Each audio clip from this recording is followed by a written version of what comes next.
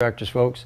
They run around with one-page contracts, and today I'm going to get into contracts. But in the meantime, let's talk about these home improvement registers. They're not licensed contractors. $50 or $75, and they get this little certificate. And hopefully next year in the session, I'm going to get rid of that law because it's a bad law. All the problems we get on the State Contractors Board is from these guys. Okay? Now, once you get past this, the next thing you need to start looking at is how many years in business have they been? I mean, that's critical. I mean, somebody's been in business 2 years versus somebody's been in business 22 years. There's a big difference in experience levels. Obviously, this company that's been in business for 22 years can stand behind their warranty. They're going to be around when these others may not make it, A. But B, when you build 22,000 buildings and you've been in business 20, you're doing something right.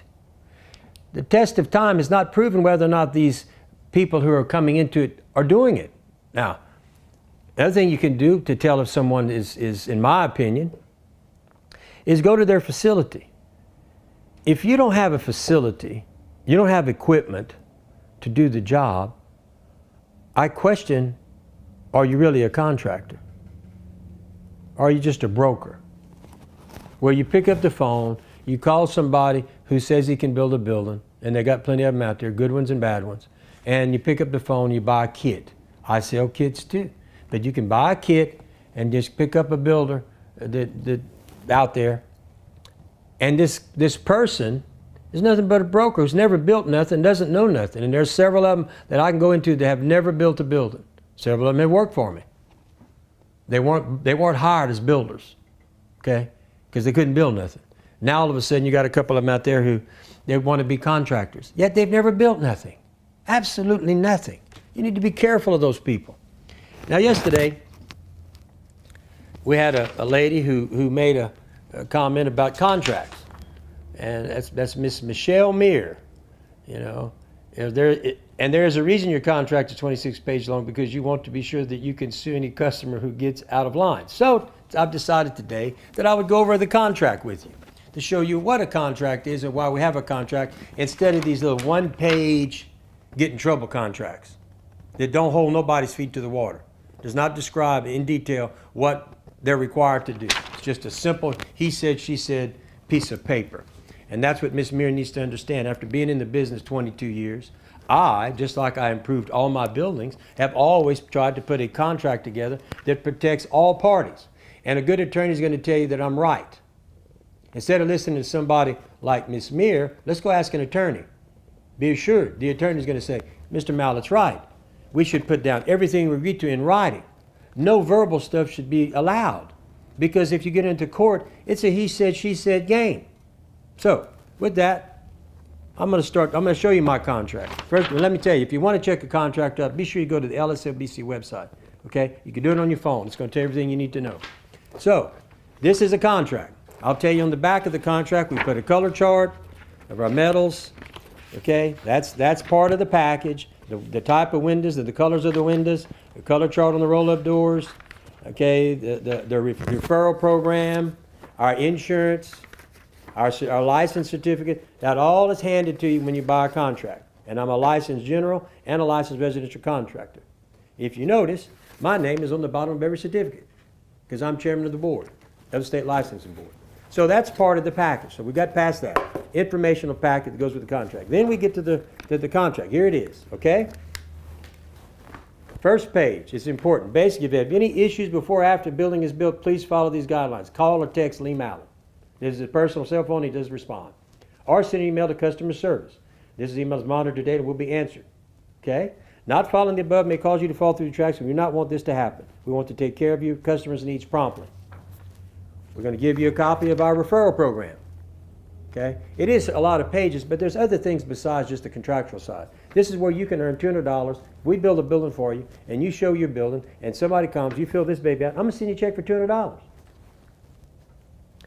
Customer information. I got to have all the information so that we can, as licensed contractor, we know all this information, which is your name, project address, parish, county, cell phone number. This is contact information. Okay?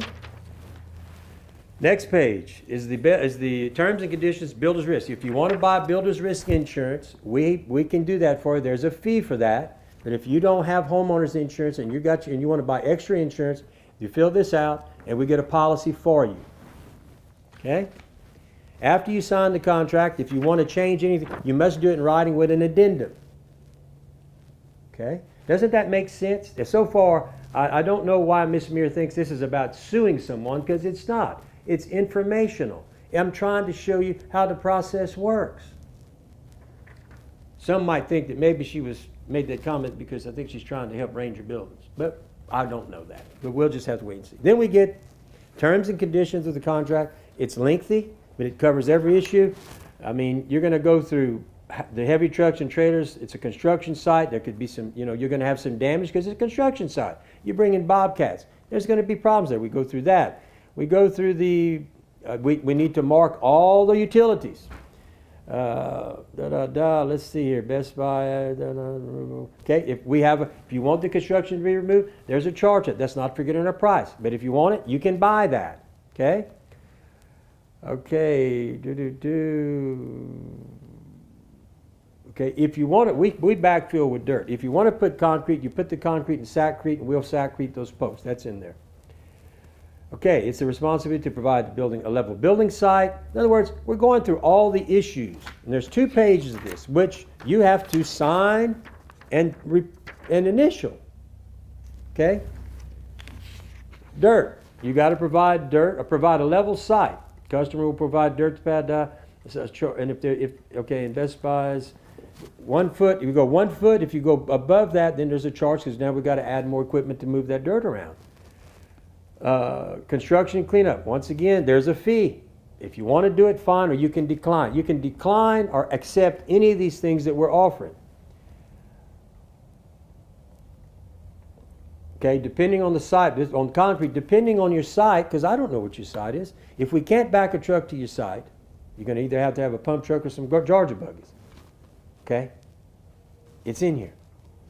Not trying to hide nothing, just factually speaking. Some places you got to have a pump. Some places you got to have a Georgia buggy, because you can't get access. You have to give me access. If you can't give me access to your job or to the building, then guess what? We've got to figure out a way to put it there. And there's only one way. Get that concrete in there. Read your contract carefully. Okay? Read your contract carefully. Any verbal agreement made between Mallett Buildings and the customer must be written on the face of the contract. Otherwise, the verbal agreement is null, no exceptions. I can't even do that. I won't even do that. All verbal agreements between Mallett Buildings and represent the customer have been documented on the contract. I've read, and then you signed it. You've read this. Okay, we have a customer consent where you authorize us to use the pictures. We're proud to build a building. We'll take those pictures for marketing purposes, and you sign that too. We get permission from you to do everything we do. Okay, you're going to get notice of design, which basically means you've signed. When we design a building, the designers are going to send them to you. Okay, it takes 15 days that we have for you to, and once you sign that, then we get all the engineered plans to you, whatever you need, and guess what? You get the permit, and the moment I get the permit, that's when I'm going to order the building. We also operate in Texas. In Texas, you have to have a wind load certificate in some places, and we're authorized. We have engineers on staff. We can take care of that for you too. Okay, tentative building schedule. After signing the contract, design leg cut starts in 15 days to get the building designed and approved. That's a good thing. Then no mistakes are made. I don't know why Ms. Muir thinks this is so far what's bad here. I can't figure out anything except informational that tells you what we're going to do and how we're going to do it, what's required of you, and how we're going to proceed. So 15 days to get the design done. Should your customer make design changes, and you can make changes. But then that adds days to that deal, okay? Upon receiving the permit, design approval, which is latter, your building will be placed on the next available position for production, provided that your building pad and site is ready for production delivery. This is a residential project design. Permit could take a minimum of 90 days after design approval with the permit office. Some permit offices move fast, some move slow. But this is the tentative building schedule, and we go over it, and we sign it, and we agree to it. Okay? If you're from Texas, which we have the Texas windstorm certificate, there's an added fee to get that. This is something that Louisiana should do. Texas got smart years ago. What they did after the storms, which I believe we should do here, which would bring our premiums down, is they now in certain areas close to the coast or where they believe the wind load is 100, way up there, over 130 miles an hour, they require that you have a wind load certificate by an engineer, which we do those too, which means you're required to do certain things in the building and the engineer has to approve it in order for you to get that insurance certificate, which lowers your premiums. That's a good thing, but that's for the Texas customers. Okay, next sheet, page 8. Work performed on site, employees, contractors are not allowed to make any deals to perform any work that is not on the contract. That's what that's about. Building type. If you're buying a building, we want to know what type. Are you buying an accessory building, residential building? What are we doing here? That's what this is about. And we agree, it's an accessory building, if it's an accessory building. So far, folks, I think Ms. Mears is got her information wrong about why we have a contract. It's informational. It's to tell you what we're going to do. Timelines. All that is so far important. Page 10. In the event you have a problem with your building or service you're receiving, please feel free to call Lee Mallett at 337-515-2154. Every customer signs this. So that every customer has access to me. Warranty. Okay. It tells you the metal has a 40-year warranty. The aluminum has a 20.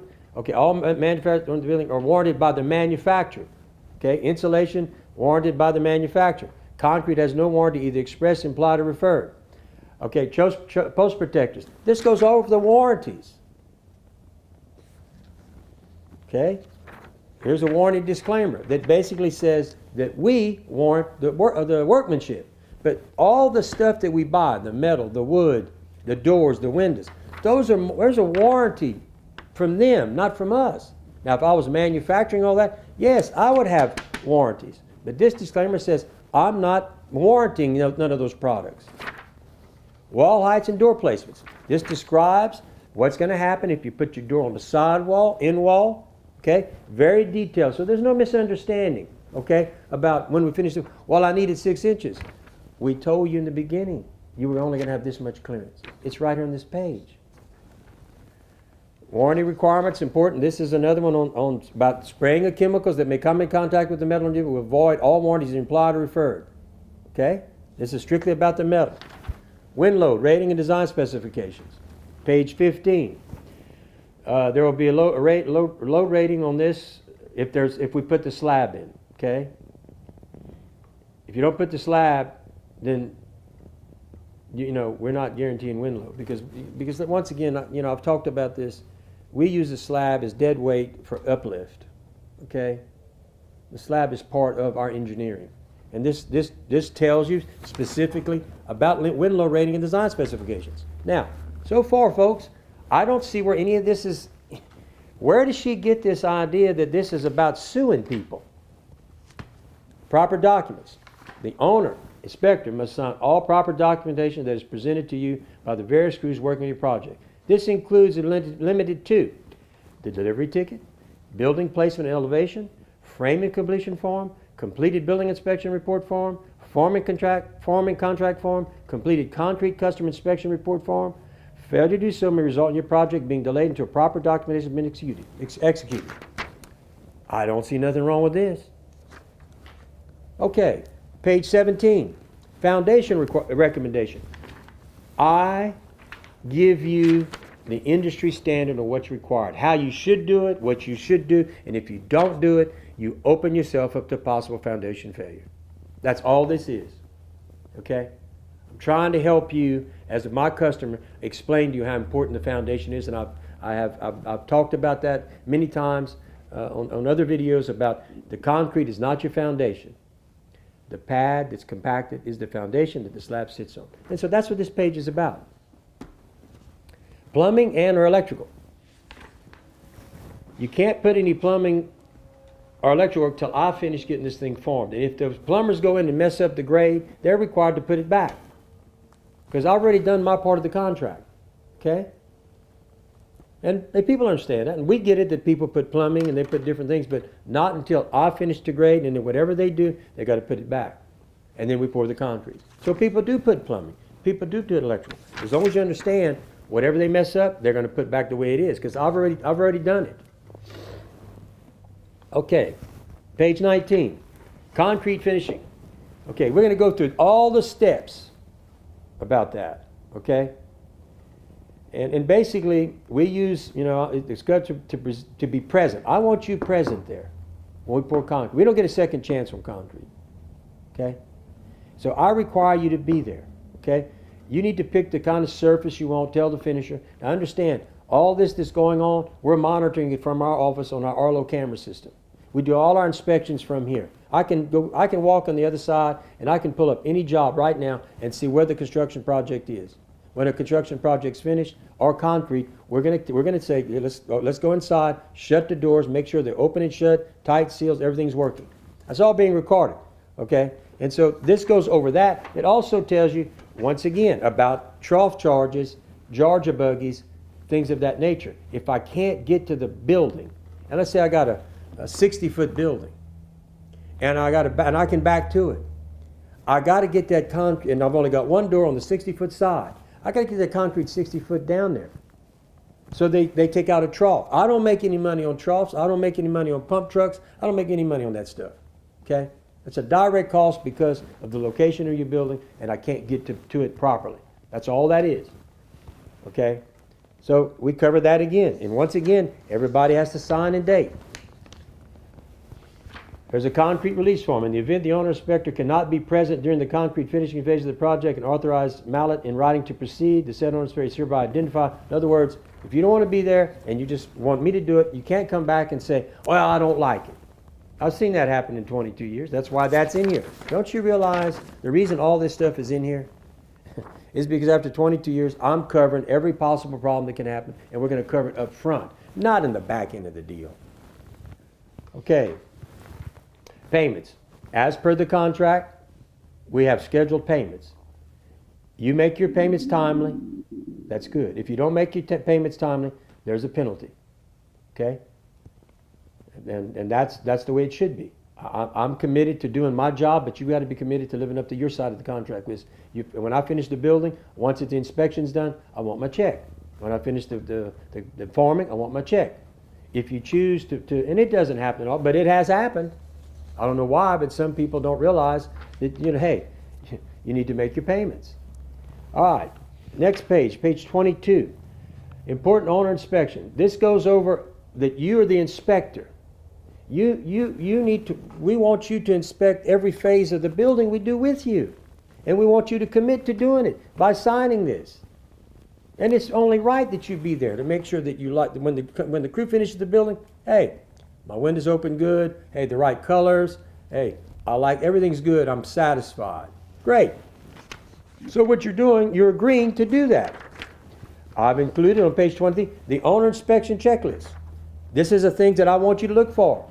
For instance, are your post depths 3 feet? Are post protectors installed? Is skirt board cover installed? Have 2x6 installed in a straight horizontal fashion? Are trusses satisfied? In other words, I want you to check me out. I want you to make sure this is all right. Completed building inspection report. Upon completion of the building, you will go along and you will sign. We all do it. We do it verbally too. But the builder will say, "Hey, got the right colors? Check. Building placement? Check. Building elevation? Check. Window placement? Check. Wings and gables? Check. Walk through? Check." We want you to make sure that everything's good before the builder leaves, and that's called a completed building inspection report, which I require on every building I build. And it also says that you're 100% satisfied with the finished product and the building has been constructed as per the building contract. Every contract I have has these papers in them. Now tell me, Miss Meir, what so far is not good for the customer? We're laying everything out. We're going to the next one. Example now, the form finish.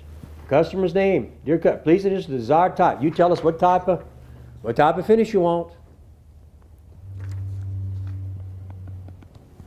Then there's a concrete pour notification checklist for all customers where basically, is your concrete finish correct and what you asked for? Was there any damage done while pouring the concrete?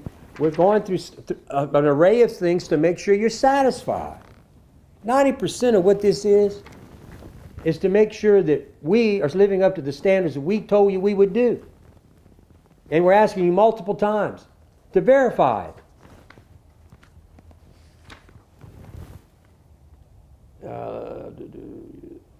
Okay, and there's another example. It's another form where basically your signature acknowledges that you have checked your building relative to whether you admit and accept concrete pour. Your acknowledgement was poured correctly. Once again, I'm making sure that you're happy and satisfied. Completed concrete inspection report. Once again, here we go. The document provided the customer has agreed to work done by Mallett, has been completed, met all the criteria stated in the building and the terms and conditions that he's 100% satisfied. I got one of these in every contract too. Very important. Page 29. We will not order your building until we receive the design approval signed and your permit. What's wrong with that? I'm at a loss as to why someone would make that kind of comment. But that's why I'm doing this. Straighten it up. Let's get it all on the table. Important. Building and concrete inspection confirmation. Another document that you're just confirming everything as per. Door handling chart. This goes, okay, you circle which way you want your door to go. Split building condition. What this means is we're telling you is if you have no roll-up doors, we're going to have to leave part of the building open to pour the concrete in the building. And we're telling you so that you're not surprised. Mark all door window locations and dimensions, including any gable extensions lengths. That's all that is. Another example of this is the customer information sheet. Most of this stuff is documents to notify you what we're going to do and how we're doing. Here's form from contract to sign. We go through prior to delivery, step by step. Prior to delivery, this is what's going to occur. It's spelled out. From contract, this is after delivery. Here it is. Now, the only two pages that are missing is the actual contract checklist and the actual first page of the contract. The rest of it, folks, is information that you need and that I need to give you. Okay? This person making that comment is way out of line. I just went through the majority of this. There's only 2 pages, which would be the actual contract that you would sign and the actual checklist about the building. Then this is attached to everything. That's a little better than this 1-page stuff, isn't it? Take this to an attorney, my contract, and my competitor's contract, and say, what do you think? He said, you better do business with that guy with all those pages. He's telling you everything. He's trying to help you. He's trying to explain to you how this process works. This guy, you have no idea what he's up to or what he's going to do. Here, it's a well understood deal. Here, it's wide open. So, and on top of that, the other thing we do now, when we bid a building, I've absolutely made a specification sheet. So when I give a bid, my guys are required to give you the specification sheet on the 3 types of buildings we sell. Okay? And I give this to you so that if you want to get a bid, which is fine, make him initial that he's going to give you the same thing as me, apples to apples. Because I will beat him, I'm telling you, I will beat him by $1,000 every day, all day long. Most of the time, like I talked about yesterday, because they made some comment, yeah, we posted, yeah, he's at $34,999, we're at $32,999. But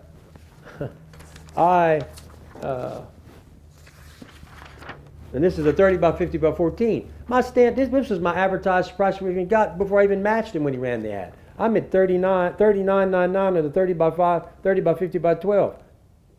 On the 30 by 50 by 12. And this is 2 feet high. That's why it's a little bit more. So I beat their prices all day long. How can they compete with us? Well, one way is they don't have any equipment. They don't have any overhead. They don't have a staff. Most of them don't even answer the phone. Try calling them. When you call here, somebody's going to answer the phone. Okay? Look, bottom line is you can do business with somebody who's been in business 22 years, state licensed, got the best materials